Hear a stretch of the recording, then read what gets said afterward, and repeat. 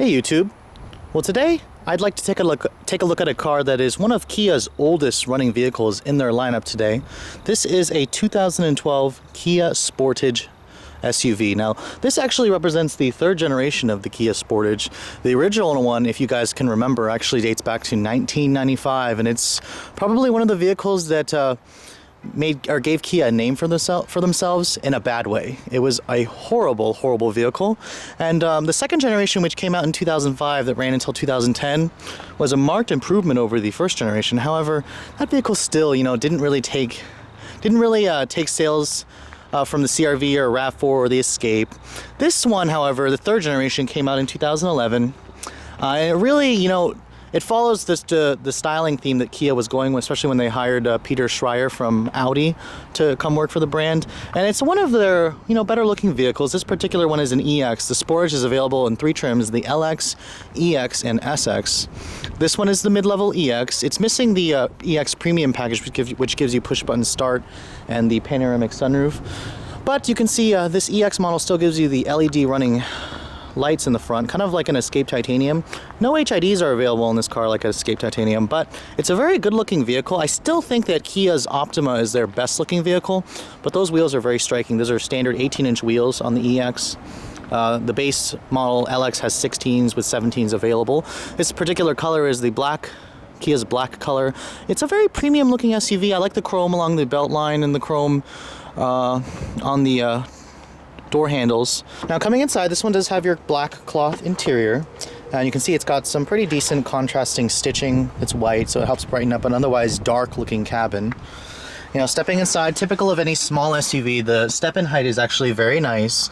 And this 2012 is when they actually updated the Sportage with Kia's new Uvo entertainment system that kind of is supposed to be a competitor for my Ford Touch.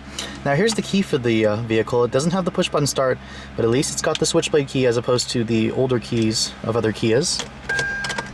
The door chime sounds like old Toyota. See, this one only has 5,700 miles on it. Now, the starter noise, it just sounds typical Hyundai Kia. This is actually the 2.4 liter non-direct injection 4-cylinder. Now, shutting the window, the driver window is only automatic up and down, not the passenger window. And you can see there is the new Uvo entertainment system. It's a pretty small screen in terms of, what Ford offers with their My Ford Touch. But you can see it's a much better improved system versus, the older, dated looking stereos that were in other older Kias. I haven't really had a chance to actually use it, but it's pretty easy to use, and the system is pretty responsive in the way the touchscreen works. Bluetooth connectivity, of course, is standard equipment. You can have a music jukebox. I guess that's when you can copy songs from your CD or USB into the hard drive. So it's nice graphics. It's just, I probably would say the screen is a little bit small, but you can get one with nav, and that'll probably give you a bigger screen. In terms of the rest of the interior, it's all hard plastic materials, but it's got a pretty nice graining. This plastic here, though, is not my favorite. It's cheap looking, and it's dark. The dark color, it's just very dark in here. It's not very good looking. It has dual zone automatic climate control that's standard on this EX. You can see there is your USB and auxiliary port. To use an iPod, you have to use a special cable. The steering wheel is ugly to look at, but it does have a nice bolstering extension. The leather, on the other hand, doesn't feel like leather. It feels like vinyl. It doesn't feel very high quality. The door panels are hard plastic, but it's got the same nice graining that's on the dash, and this is pretty cheap right here, but you do have a nice leather stitched area where your elbow will rest. And the door panel down here, there's a little bit of storage, but it's all hard touch plastic. You can see there is no sunroof for this vehicle. To get a sunroof, you need to get the EX Premium package, which gives you a panoramic sunroof. Coming to the glove box, it is damped. And it's a decent size, no lining with felt or anything like that. 6-speed automatic is the standard transmission for this vehicle. If you go for the base LX, you can get a 6-speed manual. It does have a manual mode. Now, coming to the glove box here, there is no power port in there, surprisingly. But it's got decent storage. Now, coming to the rear seat of the Sportage, it's actually a pretty decent back seat. And luckily, the roof isn't slanting so much like in the Optima that you have to duck your head completely.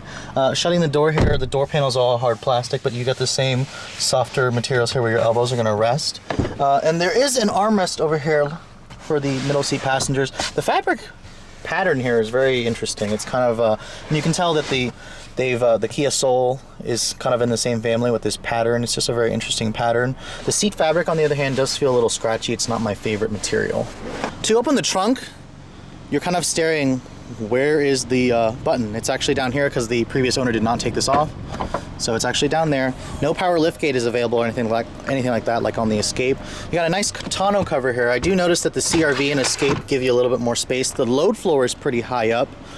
So that's definitely going to be difficult for you guys who can't lift your cargo very high, but it gives you decent space. And to fold the seats down, you have to pull this lever here and it kind of folds down from there. It's not in that easier mechanism that the Escape or CR-V offers you for you.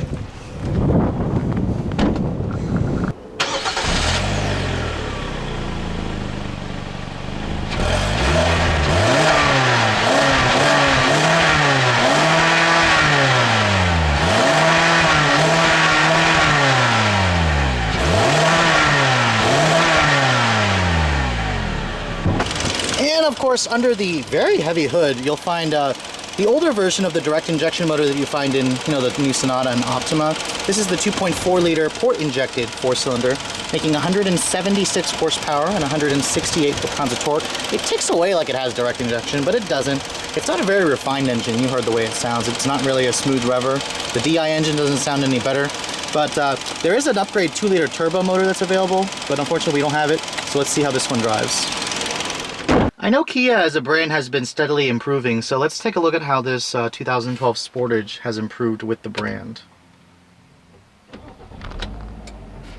I actually don't mind the gauges in the car. I don't necessarily like the font the way it's placed, or the way the numbers are placed.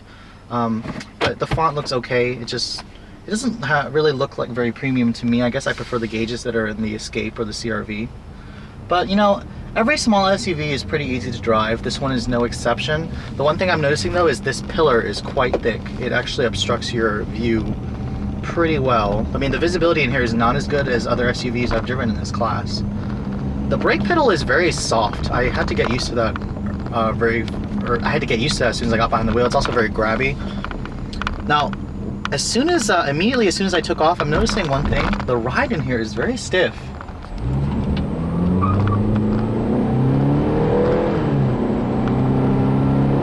This is the base 2.4 liter 4, and acceleration is actually a tad on the soft side. I mean, it doesn't have as much torque as the 1.6 in the Escape. I mean, it moves the car out adequately, and the 6-speed automatic actually is a quicker shifter than that 2011 Sonata that I drove. So they've updated the transmission program, so I'm glad that they've done that. The engine, it sounds like typical Hyundai Kia. It doesn't really sound very nice in the higher rev ranges, and it's not eager to rev as well. But I'm just really surprised with the ride quality in this car. It's very stiff. I thought that the Escape Titanium with the 19s were a little stiff, but this feels stiffer on the 18s. Now the handling for this car is, better than the Hyundai version, but the steering, while it does turn the vehicle in pretty easily when you switch the wheel around, it just doesn't have much feel. I feel like it just feels artificial. The car feels disconnected. It doesn't have that same organic feeling that the Escape and the CR-V give you behind the wheel. I mean, overall, I'm very pleased with the styling on this car, and you can see the brakes are actually not bad. They are sensitive, but they bite pretty hard once you're hitting down on them. I'm quite pleased with the styling that Kia's gone with this vehicle, the styling direction. I'd like to drive the 2-liter turbo model because that kind of competes with the Escape Titanium. But I'm not very impressed with the driving characteristics of this car. I've driven smaller SUVs that are much better than this. While the technology in here is good, the UVO system is much quicker to respond. This touchscreen though is pretty small. The climate control is pretty easy to use. There's good headroom in here. The seats are all right. I just think, you can get this car at a much cheaper value. I probably would say I much prefer other crossovers over this one. So if you guys are in the market for the Kia Sportage and you really like the styling, make sure you just drive it for yourself and see if the ride quality is okay for you, and if you're okay with everything else about the car, the way it handles and everything like that. But I'm not going to say don't take it on, don't put it on your list, but there's definitely other vehicles to consider in the class as well. But anyways guys, thanks so much for watching. I'll catch you all later.